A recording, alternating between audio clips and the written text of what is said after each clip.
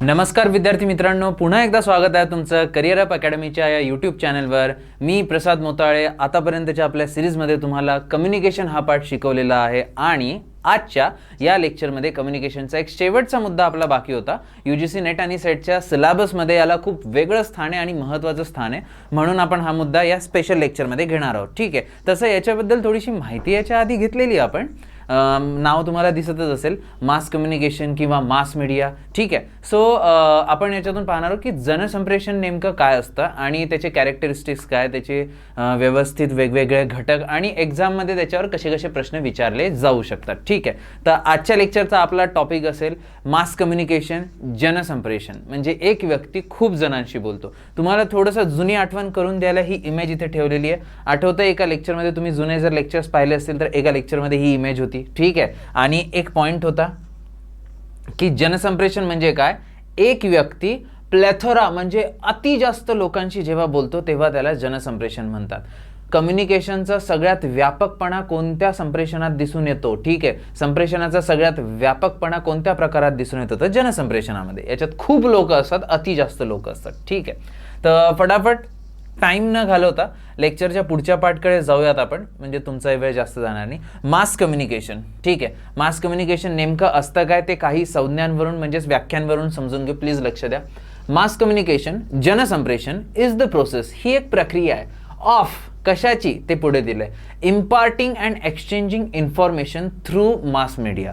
म्हणजेच ज्ञान देण्याची आणि विचार एकमेकांसोबत अदलाबदल करण्याची कशाद्वारे? मास मीडियाद्वारे करण्याची ही एक प्रोसेस आहे. To large segments of the population. ठीक आहे, पॉप्युलेशनच्या सगळ्यात मोठ्या हिश्श्यापर्यंत ही इन्फॉर्मेशन पोहोचवणं म्हणजेच हे कोणाचं काम असतं? जनसंप्रेषणाचं काम असतं. ठीक आहे, एकदा परत इंग्लिशमधून व्याख्या वाचून घ्या. Mass communication is the process of imparting and exchanging information through mass media to large segment of the population. मोठ्या प्रमाणावर जनसंख्येला एक मेसेज पोचवायचा असेल मास मीडिया थ्रू, ठीक आहे, तर सगळ्यात जास्त म्हणजे या प्रोसेसला काय म्हणतात? Mass communication. दुसरी एक व्याख्या वाचून घ्या मास मीडियाची. कम्युनिकेशन काय असतं, संप्रेषण काय असतं हे तुम्हाला कळालं, पण मास मीडिया नेमकं काय, माध्यमं नेमकी कोणती ते समजून घ्या. Mass media is a communication whether written, spoken or broadcast that reaches a large audience. ठीक आहे, मग ते रिटन असो किंवा स्पोकन असो किंवा ब्रॉडकास्ट असो. ठीक आहे, that reaches a large audience, कुठलंही असो, फक्त गरजेचं काय, एका मोठ्या ऑडियन्सपर्यंत पोहोचणं गरजेचं. ठीक आहे, इट इन्क्लूड्स टेलिव्हिजन, रेडिओ. कशाचा समावेश होतो मास मीडियामध्ये समजून घ्या, वाचून घ्या. टेलिव्हिजन खूप लोक बघतात, रेडिओ खूप लोक ऐकतात, ॲडव्हर्टायझिंग सेम टी व्हीवर खूप जातं, मूव्हीज थिएटरमध्ये खूप जण बघतात, इंटरनेट, न्यूजपेपर अँड मॅगझिन्स ज्याचा संबंध खूप जास्त लोकांशी असतो तेव्हा त्याला म्हटलं जातं जनसंप्रेषण किंवा मास मीडिया त्याच्यात इन्क्लूड केलं जातं. हे त्याचं माध्यम. जनसंप्रेषणाचं माध्यम कोणतं? तर मास मीडिया. आणि मास मीडियामध्ये कोणकोणते एक्झाम्पल्स आहे? तर television, radio, advertising, movies, internet, newspaper, magazine etcetera. ठीक आहे, तर हे सगळे पार्ट एकदा वाचून घ्या व्हिडिओ स्टॉप करून. व्याख्या आणि मास मीडियाचं एक्सप्लेनेशन. ठीक आहे, फटाफट पुढे जाऊया आपण. याच्यात आपण समजून घेतलं मास मीडिया म्हणजे नेमकं काय आणि मास कम्युनिकेशन म्हणजे नेमकं काय. एक अंदाजा आला की जनसंख्या मला खूप जास्त पाहिजे, लोक मला खूप जास्त पाहिजे, दॅट्स इट. ठीक आहे, तेव्हाच त्याला म्हटलं जाईल जनसंप्रेषण. आता याचे टाईप्स बघूया. मीडियाचे नेमके कोणकोणते टाईप्स असतात? जनसंप्रेषणासाठी जे माध्यम वापरले जातात मास मीडिया, त्याचे टाईप कोणते? ट्रेडिशनल मीडिया, ज्याच्यामध्ये ड्रामा आणि तमाशा. तुम्हाला माहिती आहे जुन्या काळी तमाशा हे एक प्रबोधनाचं माध्यम असायचं. आजकाल त्याचं स्वरूप थोडंसं बदललं आहे. थोडंसं वेगळ्या विचारांमुळे तमाशा दृष्टिकोनातून घेतला जातो, थोडं वेगळ्या दृष्टिकोनाने त्याच्याकडे पाहिलं जातं. तर आजकाल इतकं चांगलं म्हणून नाही पाहिलं जात, पण माहिती असू द्या, पूर्वीच्या काळी प्रबोधनाचं एक माध्यम म्हणून तमाशा वापरला जायचा. आणि ड्रामा तर तुम्हाला माहिती आहे, नाटक. थोडक्यात आजकाल बरीचशी नाटकं होतात ज्याच्याने समाज प्रबोधन केलं जातं, एक सोशल मेसेज दिला जातो, हे करा ते करा. ठीक आहे. दुसरा टाईप प्रिंट मीडिया, ज्याच्यात रिटर्न असतं, फक्त छापलं जातं, त्याला म्हणतात प्रिंट मीडिया. त्याच्यात ॲड होतात न्यूजपेपर किंवा मॅगझिन्स, हे आपण त्याच्यात समजू शकतो. आणि तिसरा प्रकार आहे याचा डेव्हलपमेंटल, म्हणजे थोडक्यामध्ये ज्याच्यातून सगळ्यात जास्त विकास होतो ऐकणाऱ्याचा.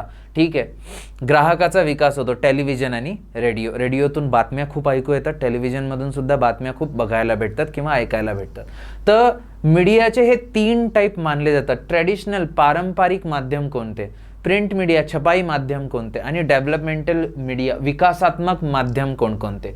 ट्रेडिशनलमध्ये ड्रामा आणि तमाशा, प्रिंटमध्ये न्यूजपेपर मॅगझिन्स, अजूनही बरेच एक्झाम्पल्स तुम्ही घेऊ शकतात. असं नाही की फक्त हेच, बरेच एक्झाम्पल घेऊ शकता. आता लोकगीतं, लोकनाट्य, भावगीतं हे पण तर ट्रेडिशनल मीडियाचंच एक साधन आहे, ज्याच्यात खूप जणांपर्यंत ते भावगीतं पोहोचवली जातात. ट्रेडिशनल मीडिया ठीक आहे. डेव्हलपमेंटल मीडियामध्ये तुम्ही टेलिव्हिजन घेऊ शकता, रेडिओ घेऊ शकतात, काही प्रमाणात हलकंसं यूट्यूब म्हणून सुद्धा धरू शकता. पण यूट्यूब हे लाखो लोक एकसाथ बघतीलच असं नाही, 2-4 जणही पाहू शकता म्हणून एक्झॅक्टली त्याच्यात मोडत नाही. तर हे टाईप्स पडतात मीडियाचे, ट्रॅडिशनल, प्रिंट आणि डेव्हलपमेंटल. ठीक आहे, पुढे जाऊया. ही स्लाइड महत्त्वाची, व्यवस्थित समजून घ्या. आज डेटा खूप असणार आहे, तर हा व्हिडिओ कदाचित तुम्हाला 2 वेळेस बघावा लागेल, कारण की खूप डिटेल पॉईंट्स मी काढून आणले ज्याच्यावर एक्झाममध्ये काहीही प्रश्न येऊ शकतात. Elements of mass communication. ठीक आहे, एलिमेंट्स ऑफ मास कम्युनिकेशन.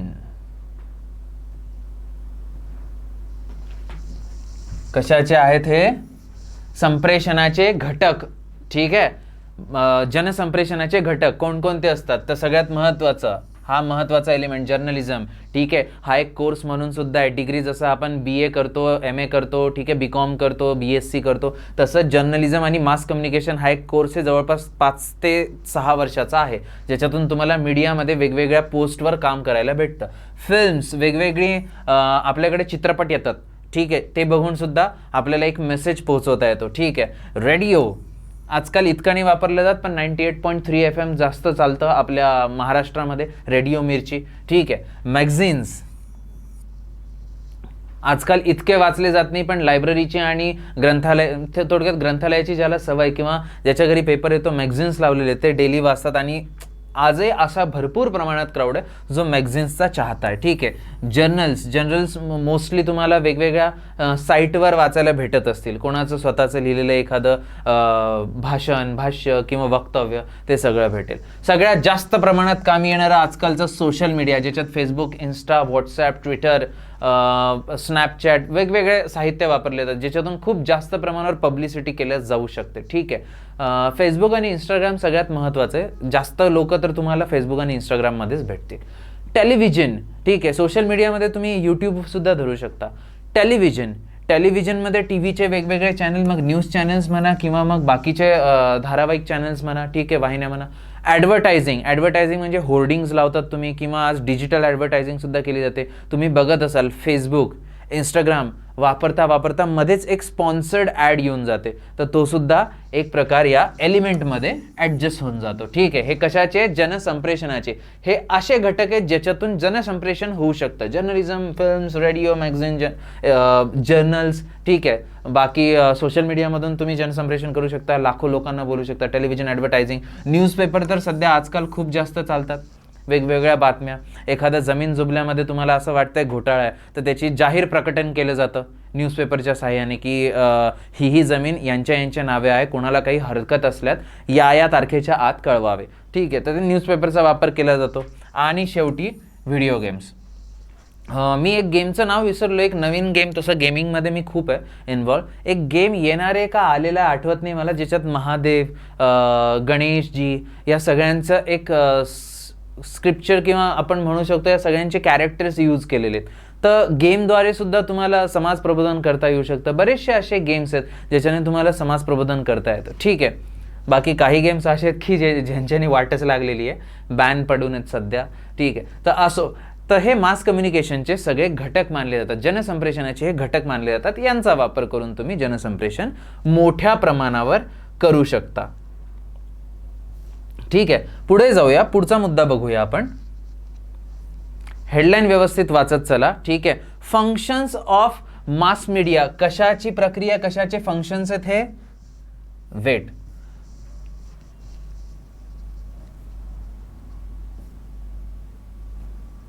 मास मीडियाचे फंक्शन्स आहेत हे. ठीक आहे, कळतंय? कामं काय असतात मास मीडियाची? नेमकं हे जे मास मीडियाचे फेसबुक, ट्विटर, व्हॉट्सअप वगैरे जेवढे आपण एक्झाम्पल्स पाहिले, यांची कामं काय असतात? सगळ्यात महत्त्वाची फंक्शन्स काय असतात, कार्य काय असतात यांची? ठीक आहे, तर आपण ही फंक्शन्स पाहतोय. त्यातलं सगळ्यात पहिलं इन्फॉर्मेशन प्रोव्हाइड करणं, माहिती पुरवणं, हे सगळ्यात महत्त्वाचं काम असतं जनसंप्रेषणाचं या सगळ्या घटकांचं. ठीक आहे, जे आपण मागच्या स्लाइडमध्ये पाहिले. दुसरं असतं सर्वेलियन्स, कॅमेऱ्याचं म्हणजे देखरेख ठेवणं. ठीक आहे, कॅमेरा आजकाल खूप जास्त वेळेस वापरला. तर दिल्लीचे प्रकरण झाले, वेगवेगळे हत्याकांड झाले. ठीक आहे, त्याच्यात कॅमेऱ्यामुळे खूप पुरावे भेटले आणि खूप केसेस सॉल्व्ह झालेले आहेत. ठीक आहे, तर सर्वेलियन्स म्हणजे देखरेख ठेवण्याचं काम असतं. इन्फ्लुएन्सिंग सोशल नॉर्म्स म्हणजे ज्या सामाजिक प्रथा परंपरा आहेत, रूढी आहेत, त्यांच्यावर इन्फ्लुएन्स म्हणजे त्याच्यावर प्रभाव टाकणं, थोडक्यामध्ये हे काम आहे. जसं आजकाल तुम्ही यूट्यूबवर बघत असाल, मुस्लिम धर्म, सनातनी धर्म याच्यात प्रबोधन खूप चालू आहे. तर ज्या सामाजिक प्रथा परंपरा आहेत त्याची एक माहिती दिली जाते. एंटरटेनमेंट हेही एक कार्यामध्ये मोडलं जातं. ठीक आहे, कशाच्या? मास मीडियाचं कार्य. एंटरटेनमेंट तर सगळ्यात जास्त प्रमाणात केलं जातं. तुम्ही रील्स बघत असाल, फेसबुकमध्ये वेगवेगळे व्हिडिओज बघत असाल. पुढे सोशलायझेशन म्हणजे सामाजिकीकरण करणं, लोकांना समाजाशी अजून घट्ट धरून ठेवणं, याचं काम करतं तुमचं मास मीडिया. दुसरं पर्स्युएशन, थोडक्यामध्ये मन वळवणं असो किंवा मग प्रभाव पाडणं असो किंवा मग तुम्हाला अजून मन घट्ट करणं, कठोरता असणं किंवा मोटिवेशन करणं असो, तर हे पर्स्युएशनमध्ये सगळं मोडलं जातं. नेक्स्ट कल्चरल ट्रान्समिशन, सांस्कृतिक देवाणघेवाण सुद्धा वेगवेगळ्या कल्चर्समुळे केली जाते. फॉर एक्झाम्पल बघा, आजकाल बरेच मुस्लिम बांधव जे आहेत ते शिवाजी महाराजांची जयंती साजरी करताना दिसतात किंवा महादेवाच्या मंदिरांमध्ये बरेच ठिकाणं असेच की महादेवाच्या मंदिरांमध्ये प्रणाम करायला जातात, आरती करायला जातात. त्यांची वेगळी श्रद्धा असते त्यांच्या मागे.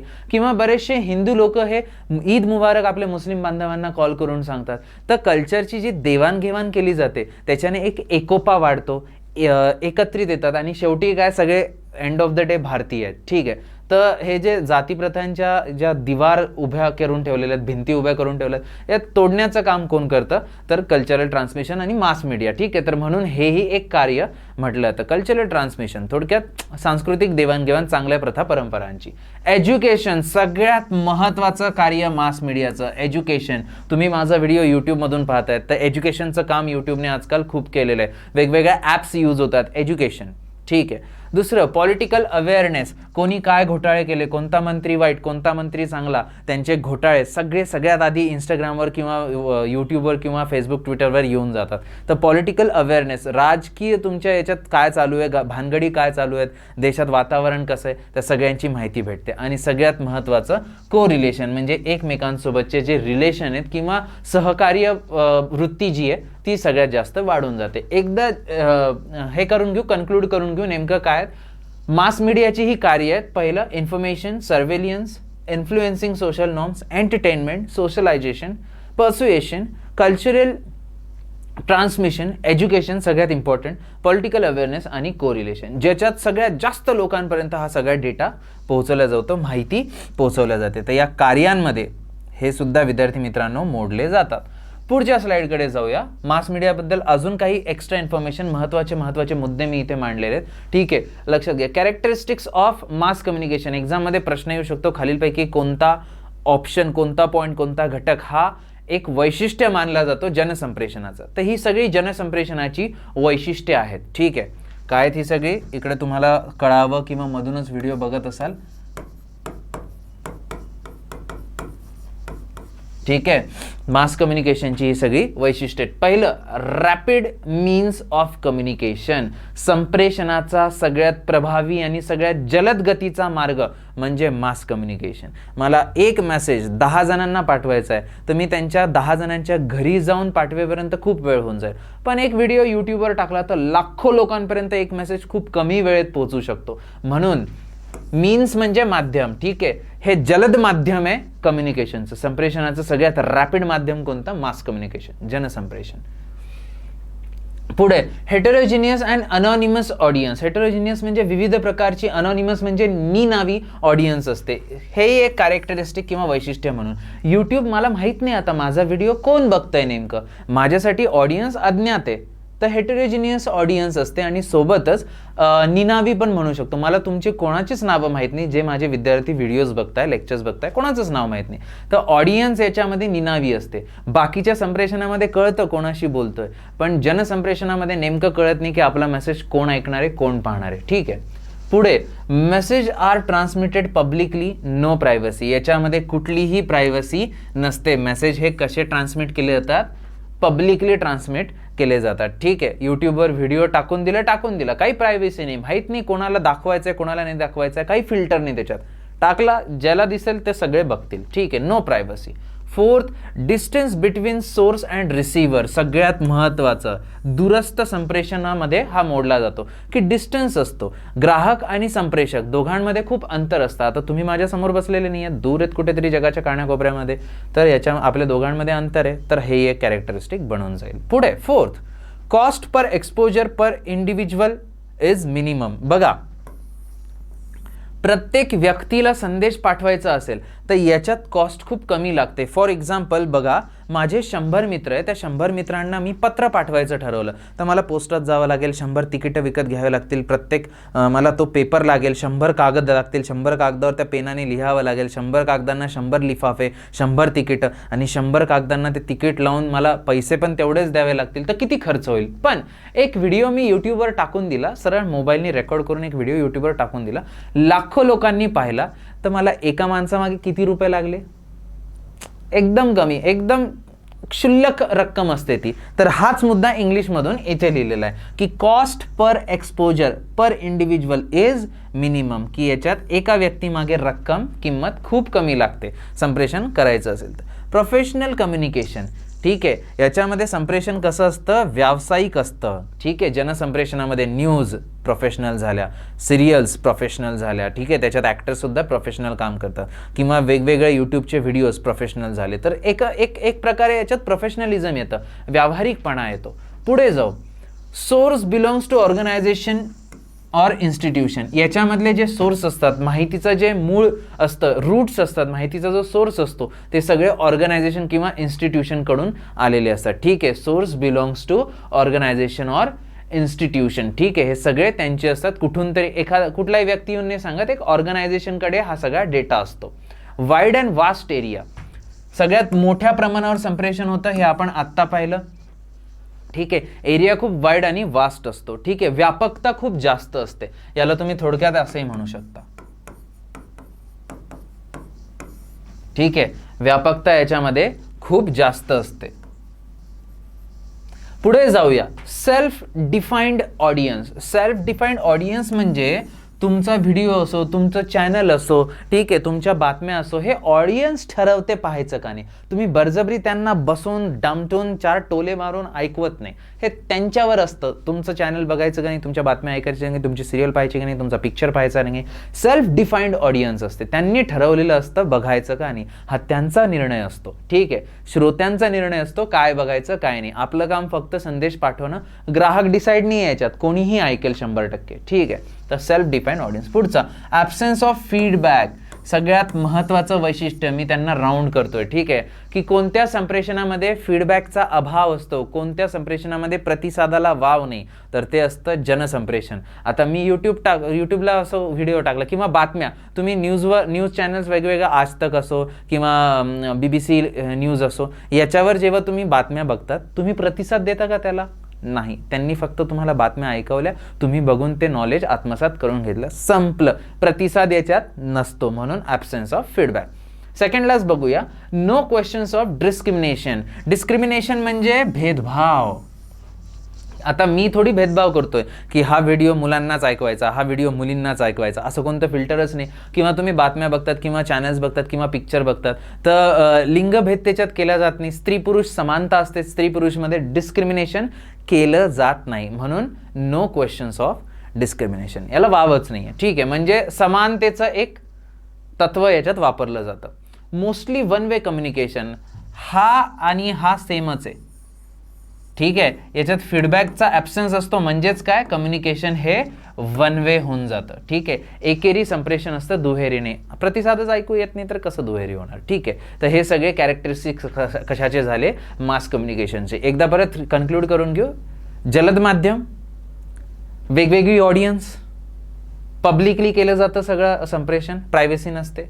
ठीक आहे, ग्राहक आणि संप्रेषकामध्ये अंतर असतं, एका व्यक्तीमागे जो खर्च येतो खूप कमी येतो, व्यावहारिकता असते,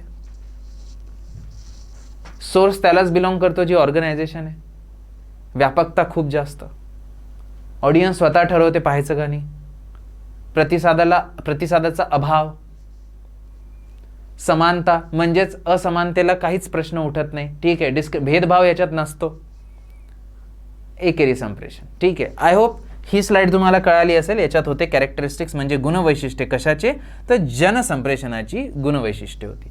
पुढे जाऊया.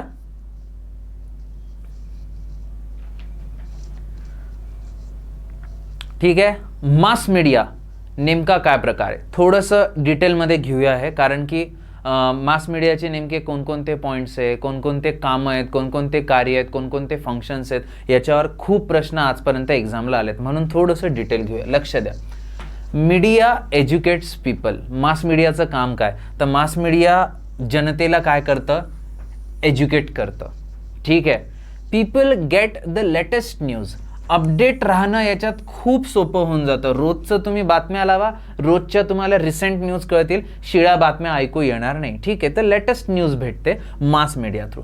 People get opportunities. लोकांना वेगवेगळ्या संधी भेटतात. आता बघा ना, मास मीडिया थ्रूच म्हणजे इंटरनेट थ्रूच, थोडक्यात इंटरनेट एक माध्यम जर घेतलं तर याच्या थ्रूच तुम्हाला कळतं ना कशाच्या जागा आल्या, नेटचा फॉर्म कधी येणार आहे, सेटचा फॉर्म कधी येणार आहे, वेगवेगळे यूट्यूबचे चॅनल्स, व्हिडिओज किंवा वेगवेगळे बुक्स तुम्ही विकत घेतात, वेगवेगळ्या बातम्या ऐकतात, म्हणजे करंट अफेअर्ससुद्धा तुमचं होतं. तर थोडक्यात हा मुद्दा याला खूप समर्पक ठरतो की संधी खूप येऊन जातात तुम्हाला, ठीक आहे. People get opportunities. पुढे जाऊया. People get entertain. Mass media through लोकांचं मनोरंजन खूप जास्त प्रमाणात होतं. इकडे लिहू का मराठी मुलांसाठी सोपं जावं म्हणून, ठीक आहे. मनोरंजन याच्यामध्ये साधलं जातं. पुढे चिल्ड्रन्स नॉलेज इन्क्रीज. मुलांचं ज्ञान काय होतं, वाढतं. माहिती जे काही नॉलेज आहे त्याच्याकडे ते खूप वाढतं.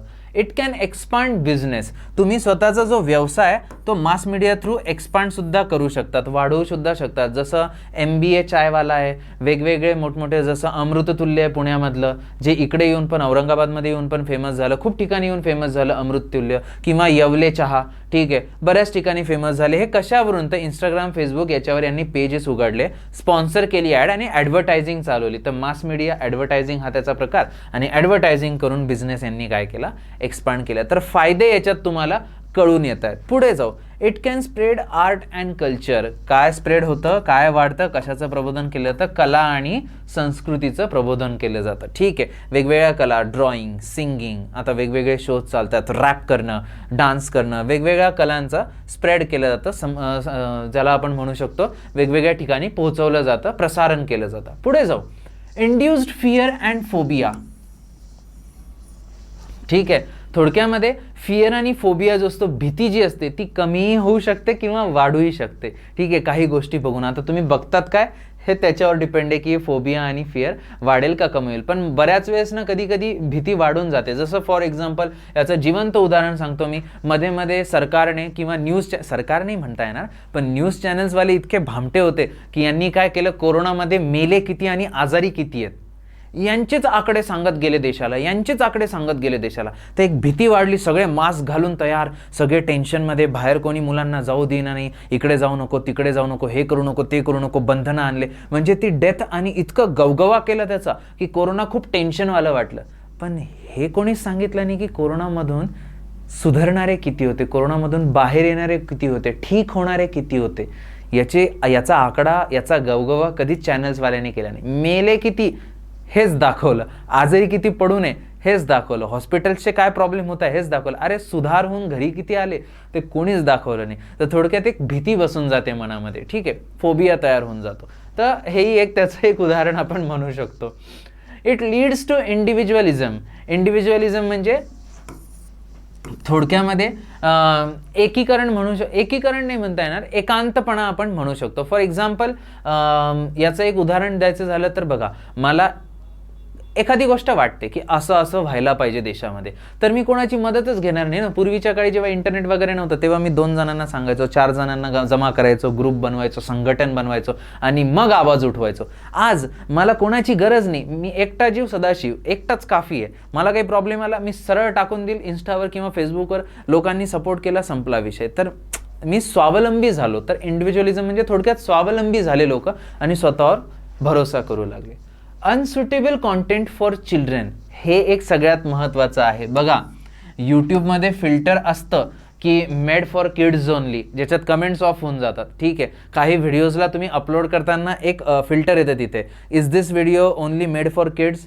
आपल्याला म्हणायचं असेल की नाही किड्ससाठी नाही आहे, तर आपण तिकडे रिजेक्ट करू शकतो. ठीक आहे, तर किड्स तेवढा अंडर एज लोक बघू नाही शकणार. पण न्यूज झालं, टी व्ही सिरियल्स झालं, मुलांसाठी थोडंसं वाईटही ठरू शकतं, अनसुटेबल कॉन्टेंट फॉर चिल्ड्रन. काही बातम्यांमध्ये ॲक्सिडेंट झालेले आहेत, वेगवेगळे दृश्य दिसत आहेत, हे मुलांच्या डोक्यावर खूप वाईट परिणाम करू शकतात. ठीक आहे, कार्टून्स झालं, काही काही कार्टून्समध्ये मारामाऱ्या दाखवतात. ठीक आहे, त्याच्यामुळे मुलं हिंसक बनू शकतात. गेम्स झालं, व्हिडिओ गेम्स पण एक मास मीडियाचं साधन आहे, याच्यामुळे सुद्धा याच्यातला कॉन्टेंट मुलांसाठी योग्य नसतो. पबजी आणि फ्री फायरमुळे कित्येक लहान मुलं परेशान झालेत आणि कित्येक लहान मुलांना आज पागलखान्यामध्ये भरती केलं जातं आहे, सुधारगृहामध्ये भरती केलं जातं आहे. खूप हिंसक प्रवृत्ती वाढली आहे. तर याच्यामधला जो कॉन्टेंट असतो तो थोडक्यात मुलांसाठी, लहानांसाठी अनसुटेबल असतो. Increase in advertisement.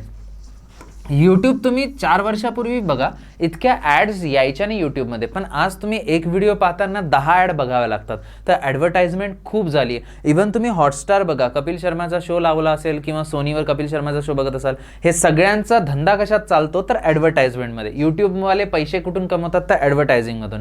तुम्ही एखाद्या व्हिडिओवर ॲडव्हर्टाइजमेंट पाहिली तर ज्याने तो व्हिडिओ टाकलाय त्याला त्याचा पैसा भेटतो. ठीक आहे, असं चालतं. यूट्यूब असे पैसे कमवतात. Media can be addictive. Media खूप ॲडिक्टिव्ह बनू शकतं. इंस्टाग्रामचे रील्स, सगळ्यांना आठवलं असेल, स्वाईप करता करता 1चे 2 कधी वाजले, 2चे 3 कधी वाजले, 3चे 4 कधी वाजले, लक्षात राहत नाही, कळत नाही. ठीक आहे, म्हणजेच काय ॲडिक्टिव्ह खूप बनू शकतं. मोबाईल तुम्ही इमॅजिन करा, एक दिवस करून बघा, हा जो पॉईंट आहे ना, एक दिवस करून बघा, मोबाईलच वापरू नका. जीव असा कासावीस व्हायला लागेल तुमचा. कुठे गेला, काय गेला, जाऊ द्या, बघून घेतो एकदा बघू फेसबुकवर कोणाची रिक्वेस्ट आली, बघू कोणाचा मेसेज आलाय का. खूप सवय लागली, ॲडिक्टिव्ह होऊन गेलेलं आहे ते. एकदा करून बघा. ज्यांना एक दिवस बिना मोबाईलचं राहता आलं, देव पावला, अजूनही तुम्ही वायर गेलेले नाही. आणि ज्यांना नाही राहता आलं, समजून घ्या खतरे की घंटी लाल बत्ती जल रही आहे. ठीक आहे. A decrease in national productivity. हा मुद्दा मी तुम्हाला थोडक्यात समजून सांगतो. ठीक आहे, या मुद्द्याकडे लक्ष द्या. A decrease in national productivity. Productivity म्हणजे उत्पादन क्षमता. आता बघा, पूर्वी इंस्टाग्राम, फेसबुक, व्हॉट्सॲप इतकं नव्हतं, तर मुलं खेळ कोणते खेळायचे? विटी दांडू असो, क्रिकेट असो, लिंगोरच्या असो, मैदानी खेळ खूप खेळायचे. फिजिकल फिटनेस त्यांचा खूप जास्त चांगलं व्हायचं. पण जसंच मोबाईल आलं, इंस्टाग्राम आलं, फेसबुक आलं, जास्त गेम्स आले, मोबाईल गेम्स, याच्यामुळे झालं काय, मुलं बाहेर जाण्याच्या ऐवजी घरात बसून राहिले. ठीक आहे, तासनतास रील्स पाहत आहे, तासनतास पबजी खेळत आहे, तासनतास फ्री फायर खेळत आहे. याच्यामुळे झालं काय, जो देशातला तरुण बाहेर जाऊन 4 गोष्टी बनवू शकतो, 4 गोष्टीचं उत्पादन करू शकतो, तो घरात बसून फक्त त्याच्या बुद्धीला गंज चढतोय. म्हणजेच याचं दुसऱ्या शब्दामध्ये कसं एक्सप्लेनेशन होऊ शकतं की त्याची प्रोडक्टिव्हिटी, उत्पादन क्षमता कमी झाली, विद्यार्थ्यांची झाली, मुलांची झाली, म्हणजेच थोडक्यात व्यापक दृष्टिकोनातून देशाची उत्पादन क्षमता कमी झाली आहे. आधी 100 लोक कारखान्यात काम करायचे, आता त्या 100 50 घरी गेम खेळताय आणि 50 काम करताय. म्हणजे थोडक्यात काम कमी होऊ लागलं, प्रोडक्टिव्हिटी कमी झाली. सेकंड लास्ट, हेल्थ प्रॉब्लेम्स खूप वाढू लागलेत. डोक्याचा त्रास, मायग्रेन, एक साईडला डोकं दुखणं. बऱ्याच जणांना झोपताना मोबाईल जवळ घेऊन ठेवायची सवय. तर मोबाईल जवळ ठेवला म्हणजे रेडिएशन्स इतके हार्म करतात त्या तुमच्या ब्रेनला की कळत नकळतपणे कधी कॅन्सर झाला, कधी काय झालं कळत नाही. आणि आपण म्हणतो की कसं काय झाला, मी तर काहीच पाप नाही केलं, असं तसं. अरे तो मोबाईल रेडिएशन्स इतके हार्मफुल असतात की काय सांगू. ठीक आहे, तर मोबाईल, एक सल्ला आहे माझा एक टीचर म्हणून, की झोपताना ना मोबाईल जे तुम्ही वापरतात ना, दूर ठेवून झोपा, म्हणजे ते रेडिएशन्स तुम्हाला हार्म नाही. हेल्थ प्रॉब्लेम खूप झालेत. एक ठिकाणी बसून बसून पोट वाढू लागले, खेळायला जात नाही बाहेर, तर लठ्ठपणा खूप वाढतोय. हेल्थ प्रॉब्लेम्स जरा जास्त. डोळ्यांना चष्मा लागतोय. ठीक आहे, आता आम्हाला तर कॅमेऱ्यासमोर, लाईटसमोर काम करावं लागतं म्हणून चष्मे लागले, वाचावं लागतं, बारीक काम आहे. पण काही मुलांना गेम्स खेळू खेळू, लहान मुलांना सुद्धा आजकाल चष्मा लागलाय, ज्या वयात नको लागायला पाहिजे. तर हेल्थ प्रॉब्लेम्स मास मीडियामुळे वाढून जातात. 8, ग्लॅमरायझेस ड्रग्ज अँड अल्कोहोल. जुबा केसरी आठवलं का? शाहरुख खान, कोण येते, अजय देवगन आणि अक्षय कुमार. ठीक आहे, हे तिघं जुबा केसरी, बोलो जुबा केसरी. वाढल्यान पोरांना ते मसाला खायची सवय झाली ना, गोवा गुटखा खायची सवय झाली ना, तर हेच प्रॉब्लेम आहे. ड्रग्स खूप, अल्कोहोल आणि दारू पिणं, हे पिणं, म्हणजे वेगवेगळ्या मूवीजमध्ये जास्त करून ड्रग्ज आणि अल्कोहोल, दारू वगैरे खूप दाखवली जाते. एक ऐशो आरामाचं साधन म्हणून दाखवलं जातं. पोरांना वाटतं आयुष म्हणजे दारू पिणं. अरे नाही रे, उत्पादन क्षमता कमी होते, मेंदू तुमचा खराब होतो. काही नाही, कोई गम भुलाने के लिए पिता आहे, कोई असं तसं फालतू गोष्टी आहेत, सोडून द्या सवयी असतील तर. ठीक आहे, मास मीडियाचे तर हे चांगले आणि वाईट परिणाम. इकडे चांगले परिणाम, इकडे जवळपास थोडंसं निगेटिव्ह गोष्टी होत्या, इकडे पॉझिटिव्ह गोष्टी आणि इकडे हलक्याशा निगेटिव्ह गोष्टी होत्या. ठीक आहे, ते थोडक्यात तुम्हाला आय होप कळून गेलेलं असेल. ठीक आहे, इकडे ॲडव्हान्टेजेस होते आणि इकडे डिसॲडव्हान्टेजेस होते. कन्क्लूड करून घेऊयात. बघा, शिक्षण द्यायला मदत होते, लेटेस्ट न्यूज कळते, सोबतच वेगवेगळ्या संधी भेटतात, मनोरंजन होतं, नॉलेज वाढतं मुलांचं, बिझनेस तुम्हाला वाढवतात आणि आर्ट कल्चरचं जपणूक होते. ठीक आहे, डिसएडव्हान्टेजेस, फोबिया खूप वाढून जातो. ठीक आहे, म्हणजे थोडक्यात भीती वाढते, इंडिव्हिज्युअलिझम वाढतं, म्हणजे ज्याच्यात 4 जणांचा समझोता करून 4 जणांचे विचार ऐकण्याची प्रवृत्ती कमी होऊन जाते. पुढे चिडचिडेपणा वाढतो, अनसुटेबल कॉन्टेंट फॉर चिल्ड्रन, मुलांसाठी सुटेबल कॉन्टेंट नसतो कधी कधी. ठीक आहे, बऱ्याच वेळेस बोल्ड सीन्स असतात. ठीक आहे, आजकाल इंस्टाग्रामवर, टिकटॉक का बरं बंद झालं आहे सगळ्यांनाच माहिती असेल, सांगायची गरज नाही. मीडिया कॅन बी ॲडिक्टिव्ह पण होऊ शकते मीडिया. ठीक आहे, म्हणजे खूप जास्त त्याचं लत लागू शकते. डिक्रीज इन नॅशनल प्रोडक्टिव्ह, उत्पादन क्षमता कमी होऊन जाते आणि सोबतच ड्रग्ज आणि अल्कोहोलची सवय वाढू शकते. तर हे होते मास मीडियाचे ॲडव्हान्टेजेस आणि डिसॲडव्हान्टेजेस. ठीक आहे, आय होप या स्लाइडमधून तुम्हाला बऱ्याच गोष्टी कळाल्या असतील. पुढे जाऊया. थोडक्यामध्ये मी एक सिलेबसमध्ये एक पॉईंट बघितला, संप्रेषणात येणारे अडथळे. आपण तो महत्त्वाचा मुद्दा इथून पुढे पाहणार आहोत विद्यार्थी मित्रांनो. संप्रेषणामध्ये येणारे अडथळे खूप इम्पॉर्टंट टॉपिक आहे, वाटलंच तर इथे स्टार करून टाकतो म्हणजे तुम्हाला समजून जाईल. संप्रेषणात येणारे अडथळे, कोणकोणते अडथळे येतात? Language barrier. ठीक आहे, बघा समजून घ्या. एक यार, संवाद साधताना प्रॉब्लेम काय काय येऊ शकता? एखादा तमिळ आणि मी मराठी आहे, लँग्वेज बॅरियर. ठीक आहे, तर थोडक्यामध्ये हे सगळे बॅरियर्स आपण बघतोय, म्हणजे संप्रेषणातले काय पाहतोय विद्यार्थी मित्रांनो आपण? संप्रेषण प्रक्रियेत येणारे अडथळे, प्रॉब्लेम्स, बॅरियर्स. ठीक आहे, एक एक पाहून घेऊ. लँग्वेज बॅरियर, याच्यात काय दिले? स्पीकिंग डिफरंट लँग्वेज, वेगवेगळ्या भाषा, स्ट्रॉंग ॲक्सेंट, कोणाची ॲक्सेंट वेगळी असते, जसं what are you doing, what is your name. ठीक आहे, ही थोडीशी अरब साईडची लँग्वेज झाली, अरब साईडची ॲक्सेंट झाली, ढब बोलण्याची पद्धत. मराठीतलंच घ्या, मी शुद्ध भाषेत, पुणेरी भाषा कशी, काय चाललंय तुमचं, कसे आहात तुम्ही, तिकडे आणलं बरं का आम्ही, असं केलं बरं का आम्ही, पुणेरी लँग्वेज. तसंच लातूरला गेलं तर काय रे, काय झालं रे तुला, डोसक्यात काय पडलं रे तुझ्या, येडा झाला का तू. तसंच ऐराणी भाषेत काय जो काय करतो ग, काय नाही, म्हणजे थोडक्यामध्ये ॲक्सेंट चेंज होऊन जाते. ढब बदलली की काही शब्द कळतच नाही आपल्याला वेगवेगळ्या भाषेतले. आता मी लातूरला गेलो होतो शिकवायला एकदा, तिकडे ना आय थिंक एक विद्यार्थी होता का स्टाफ होता मला आठवत नाही, क्लासचा स्टाफच होता वाटतं, ते म्हटले सर आज एकही पूर्वा आलं नाही आहे. ठीक आहे, मी म्हटलं व्हॉट इज पूर्वा, तर लातूर साईडला ना मुलींना पूर्वा हा शब्द वापरला होतो, तर त्यांचं म्हणणं होतं की आज एकही मुलगी उपस्थित नाही आहे, सगळे मुलंच मुलं आहेत, तर पूर्वा हा शब्द वापरला. तर थोडक्यात संप्रेषणात अडथळा येऊन गेला, ॲक्सेंट, बोलायची ढब पद्धत बदलली तर प्रॉब्लेम्स येऊन जातात. ठीक आहे, पुढे जाऊया. फॉल्टी लँग्वेज, एखाद्याची भाषाच खराब असेल तर त्याची वाटच लागून जाते, संदेशच व्यवस्थित बनणार नाही, काय प्रॉब्लेम. ठीक आहे, काय फायदा? डिफेक्टिव्ह ट्रान्सलेशन, चुकीचं ट्रान्सलेशनला आपण काय म्हणू शकतो, चुकीचं याचं भाषांतर जर असेल तर त्याच्यात खूप प्रॉब्लेम येऊन जातो. जसं मी कम्युनिकेशन प्रोसेसमधले बॅरियर्सला काहीही लिहून टाकलं तर तुम्हाला कळलं नसतं. अडथळे, प्रॉपर ट्रान्सलेशन, प्रॉपर त्याच्यामध्ये आपण संभाषण केलं, प्रॉपर भाषांतर केलं तर तुम्हाला कळून गेलं. तर हे असतात लँग्वेजचे बॅरियर्स. पुढे सेकंड, फिजिकल और चॅनल बॅरियर्स. माध्यमात जर प्रॉब्लेम असेल तर ते कोणते? नॉईज, गोंधळ खूप उडतो, हा पण पाहिला होता एक मुख्य घटक. ठीक आहे, पुढे जाऊ. क्लोज डोअर्स, समजा तुम्ही वर्गामध्ये शिकवताय आणि दरवाजा बंद आहे, प्रॉपर लाईट येत नाही आहे, तर मुलांसोबत व्यवस्थित फेस टू फेस आखो देखा म्हणजे नजरानजर होणार नाही, प्रॉपर लाईट येत नाही आणि खूप प्रॉब्लेम येतील, किंवा बंद झाल्यासारखं वाटेल, मुलांना कोंडट वाटेल, काही काहींना कोंडट एरियाचा फोबिया असतो, लहान मुलं घाबरतात, तर दरवाजा बंद आहे. फॉल्टी इक्विपमेंट, माध्यमच खराब असेल, फॉर एक्झाम्पल मी माईक घेतला आणि माईक कुई कुई वाजू लागला, इक्विपमेंटच खराब आहे तर काही फायदा नाही. वेळ, मुलांना तुम्ही रात्री बोलवलं एखाद्या लेक्चरला 11-12 वाजता, झोपायची वेळ चुकली तर तोही प्रॉब्लेम होऊ शकतो, संवाद व्यवस्थित होणार नाही. जिओग्राफिकल डिस्टन्स, खूप दूरवर आहे कोणी तर त्याचाही हलकासा प्रॉब्लेम येऊ शकतो. जिथे इंटरनेटची रेंजच येत नाही आहे, खेड्याच्या भागात आहे, तर प्रॉब्लेम येईल संवाद साधायला. वेदर, वातावरणाचंही एक बॅरियर येऊ शकतं. ठीक आहे, पावसाळा खूप चालू आहे तर मुलं जास्त करून शाळेपर्यंत पोहोचू शकत नाही, तर ते शिकवणं टीचरचं मुलांपर्यंत व्यवस्थित पोहोचणार नाही. क्लायमेट होऊ शकतं. पुअर लाइटिंग, ठीक आहे, उजेड व्यवस्थित वर्गामध्ये नसेल तर तुम्ही विद्यार्थ्यांना शिकवणार कसं अंधारामध्ये, गोंधळ खूप उडेल ना, कळणार नाही कोण काय करेल, काय करतंय.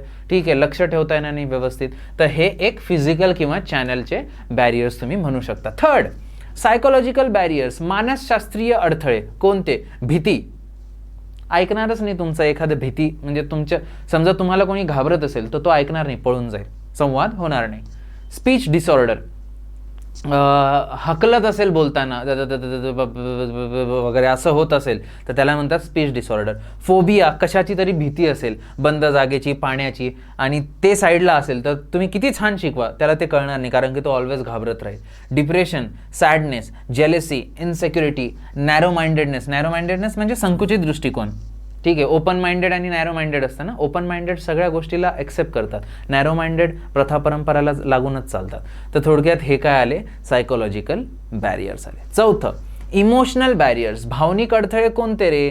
अँगर, रागात असेल कोणी, फ्रस्ट्रेट झालेला असेल, चिडचिडेपणा असेल तर तुम्ही किती छान सांगा तो ऐकणारच नाही, तुम्हाला येड्यात काढेल. जास्तच कोणाला हसत असाल तर त्याला वाईटही वाटू शकतं. ठीक आहे, ब्लर द डिसिजन मेकिंग, याच्यामुळे काय होऊन जातं, या सगळ्या गोष्टींमुळे तुमचं निर्णय घेण्याची क्षमता ना थोडीशी अस्पष्ट होऊन जाते, प्रॉपर निर्णय नाही घेऊ शकत तुम्ही. तर हे सगळे प्रॉब्लेम कशामुळे होऊन जातात? तुमच्या भावनेमुळे. तर भावनासुद्धा, अति भावूक असेल एखादा तर त्याच्यासोबतही संप्रेषण करणं खूप अवघड होऊन जातं. ठीक आहे, चला असो. तर हे काही अडथळे आहेत. पुढच्या स्लाइडवर अजून आपण पुढचे अडथळे पाहूया.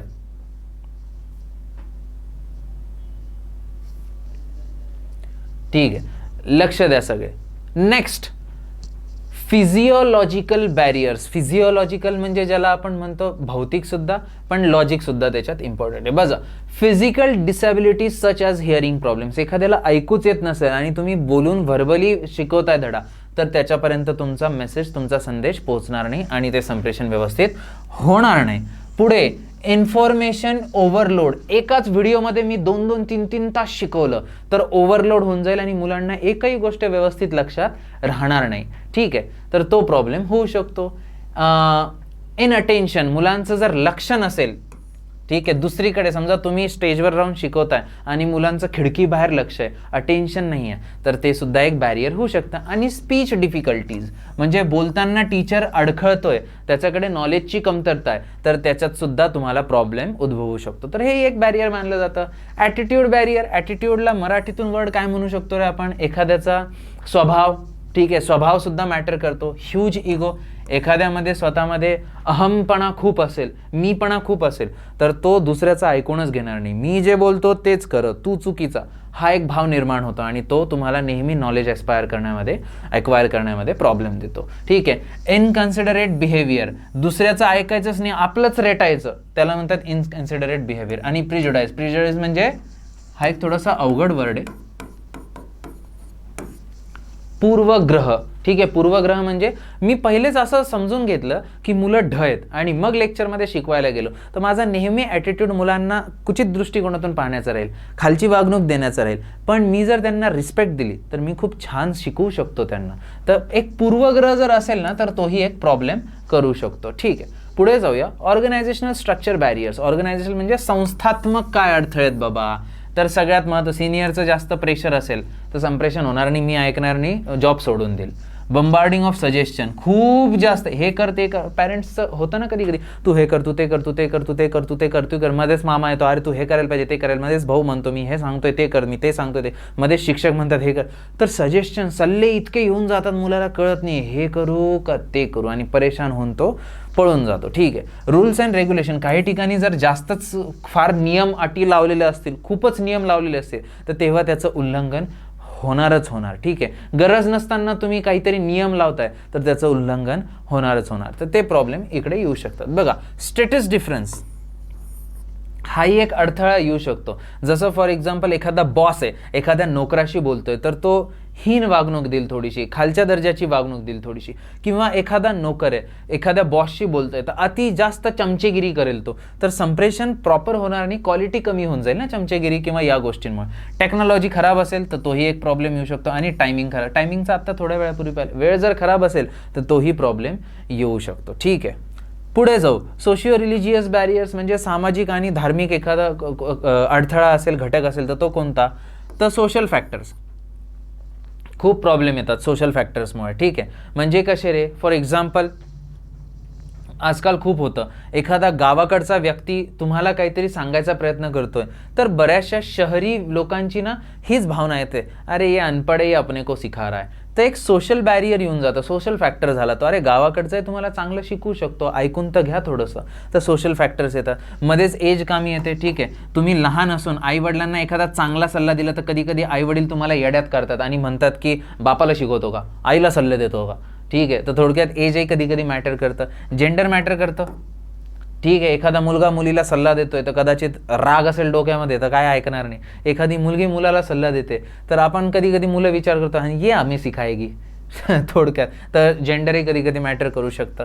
स्टेटस मॅटर करतं, दर्जा आपण आत्ता पाहिला. मॅरिटल स्टेटसही कधी कधी मॅटर करू शकतं. आणि सोबतच इकॉनॉमिक कंडिशन तर खूप मॅटर करते. म्हणजे पैसा कमी, एखादा गरीब तुम्हाला चार गोष्टी चांगल्या सांगतोय पण आपल्यात एक प्रिजुडाईस आहे, पूर्वग्रह करून ठेवला आपण की यार गरीब आहे, यालाच अक्कल नाही पैसे कमवण्याची ना, हा मला सांगतोय.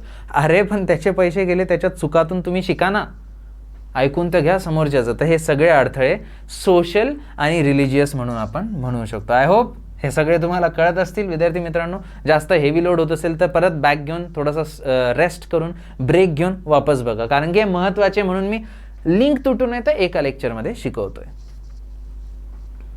ठीक आहे, पुढे जाऊया. आणि हे शेवटचे 2 बॅरियर्स. आता कल्चरल बॅरियर्स नेमके काय? तर बघा, तुमचं जर कल्चर वेगळं असेल, ठीक आहे, फॉर एक्झाम्पल एखादा तमिळचा आहे, ठीक आहे, तिकडे वेगवेगळे सण साजरे केले जातात, इकडचे फेस्टिवल वेगळे असतात. आणि एखादा समजा महाराष्ट्राचा आहे, महाराष्ट्रातले जे फेस्टिवल आहे ते वेगळे साजरे केले जातात. ठीक आहे, इकडे संक्रांत म्हणतात, तिकडे अजून काही म्हणत असतील. तर भाषा बदलली, कल्चर बदललं तर संप्रेषणामध्ये खूप मोठा अडथळा येतो. आता हा याला आपला फेस्टिवल समजून कसा सांगणार, तो याला आपला फेस्टिवल समजून कसा सांगणार, खाण्याच्या पकवानाची नावं वेगळी, सगळं वेगळं. तर कल्चर बदललं तर तेही एक बॅरियर येऊन जातं. हे तर मी फक्त भारतातलं म्हटलं. हेच तुम्ही नॉर्थ कोरियन लोकांना समजून सांगा, संप्रेषण करताना किती प्रॉब्लेम येतील. त्यांची भाषा कोरियन असेल, त्यांचे शब्द, त्यांचे विचारसरणी, त्यांचे सगळे नियम वेगळे. ठीक आहे, आणि आपले नियम वेगळे. आपण थोडंसं चांगलं बोलतो, आपण आपल्या भाषेमध्ये बोलतो, त्यांना ती भाषा कळेल नाही कळणार. कल्चर बदललं तर कम्युनिकेशनमध्ये प्रॉब्लेम येतात म्हणजे येतात. ठीक आहे, म्हणून तर बघा पंतप्रधानांसोबत नेहमी ट्रान्सलेटर असतो. का? तर पंतप्रधानांना, आपल्या कुठल्याही देशाच्या पंतप्रधानाला एका अशा देशाच्या पंतप्रधानाशी बोलायचं आहे ज्यांची प्रादेशिक भाषा त्यांना येत नाही, तर सोबत ट्रान्सलेटर ठेवले जातात. ठीक आहे, संवादक ठेवले जातात, ते ट्रान्सलेट करून भाषांतर करून समोरच्याला बोलतात. ठीक आहे, तर कल्चरल हाही एक फॅक्टर मॅटर करतो. आणि नंबर ऑफ रिसिव्हर्स हाही एक फॅक्टर मॅटर करतो. फॉर एक्झाम्पल मला एक धडा शिकवायचा आहे, फॉर एक्झाम्पल एक लेक्चरमध्ये एखादा कॉन्टेंट मला शिकवायचा आहे. काय करायचं आहे मला या लेक्चरमध्ये? एक कॉन्टेंट टीच करायचं आहे. ठीक आहे, आता समजा हा एक क्लासरूम आहे,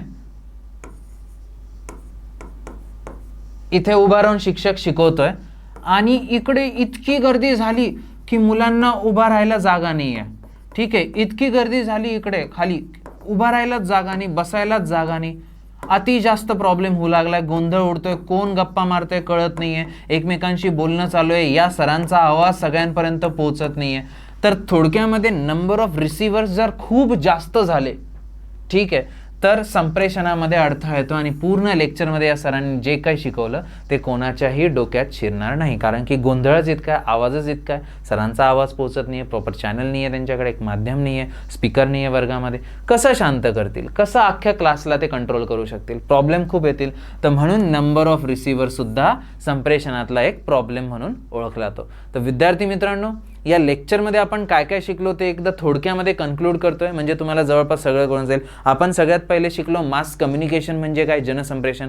मग मास मीडिया हे जनसंप्रेषणासाठी वापरली जाणारी माध्यमं नेमकं कोणकोणती, तर न्यूज चॅनल, सोशल मीडिया वगैरे वगैरे हे पाहिलं. मग त्याचे कार्य बघितले, प्रोसेस बघितली, फंक्शन्स बघितले, मग त्याचे ॲडव्हान्टेजेस आणि डिसॲडव्हान्टेजेस बघितले, व्याख्यासुद्धा पाहिल्या, आणि सोबतच आपण संप्रेषणामध्ये नेमके कोणकोणते अडथळे येतात ते सुद्धा पाहिलं. हा व्हिडिओ 2 वेळेस बघा, म्हणजे सगळ्या गोष्टी तुमच्या एकदम पाठ होऊन जातील आणि एक्झाममध्ये याच्यावर कुठलाही प्रॉब्लेम आला, ठीक आहे, कुठलाही प्रॉब्लेम आला एक्झाममध्ये, कुठलाही क्वेश्चन आला, तर हे सगळे तुम्हाला लर्न होऊन जातील, ठीक आहे. तर प्लीज हे व्यवस्थितपणे तुम्ही पाहू शकता. तर हे आपलं कम्युनिकेशनचं लास्ट लेक्चर होतं विद्यार्थी मित्रांनो. आपल्या पूर्ण सिरीजमध्ये मी अशी आशा करतो की कम्युनिकेशन म्हणजे नेमकं काय तुम्हाला खूप चांगल्या पद्धतीने कळालं असेल, आणि येणाऱ्या सेटच्या पेपर 1 पेपर 2 दोन्हीसाठी परीक्षेसाठी माझ्यातर्फे तुम्हाला सगळ्यांना बेस्ट ऑफ लक, सगळ्यांना खूप खूप सदिच्छा. काही डाऊट असतील, मी मागच्या काही व्हिडिओजमध्ये पाहिलं कोणी कमेंट्स विचारत नाही आहे, याचा अर्थ मी असाच घेतो की जेवढं काही शिकवलं ते सगळं तुम्हाला कळालं. तरी काही डाऊट असतील तर मी याही नंतर खूप दिवस व्हिडिओ खालच्या कमेंट्स चेक करत राहील. मी नेहमी आजपर्यंत सुद्धा चेक करत आलेलो आहे. तुमचे काहीही डाऊट्स असेल विचारत चला, मी लगेच त्याला रिप्लाय करत जाईल. तर आजपर्यंत तुम्ही सगळे व्हिडिओज बघितले आहेत, हे लेक्चरही व्यवस्थित पाहिलं आहे, त्यासाठी तुमचा धन्यवाद. करिअर अप अकॅडमीच्या या चॅनलला लाईक करा. आपल्या विद्यार्थी मित्रांसोबत जे काही आहेत फ्रेंड्स नेट सेट देणारे किंवा वेगवेगळे अभ्यास करणारे त्यांच्यासोबत शेअर करा. बेल नोटिफिकेशन आयकॉनला ऑलवर सेट करा आणि चॅनलला सबस्क्राईब करून या फॅमिलीचा हिस्सासुद्धा तुम्ही होऊ शकता. डाऊट्स असतील तर कमेंट सेक्शन इज ऑल यॉर्स. तर तोपर्यंत नमस्कार, जय हिंद, जय महाराष्ट्र.